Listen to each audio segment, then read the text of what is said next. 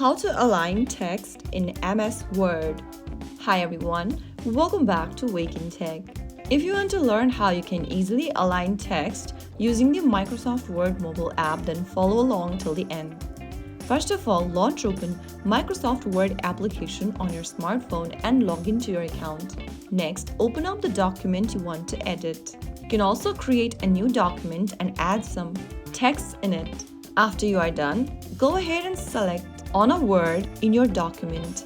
I'm just gonna move all of these words over here. Now once you select the text or highlight it, go to the bottom tool menu and look for this little three lines which has a little arrow on both right and the left hand side. Tap on it to align the chosen sentences or words towards the right.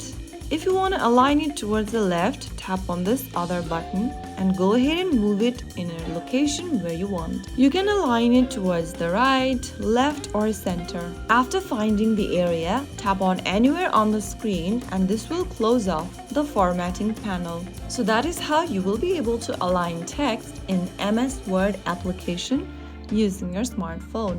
If you found the video helpful, don't forget to like, share and subscribe to our channel. I will be back again in the next episode. Thanks for watching.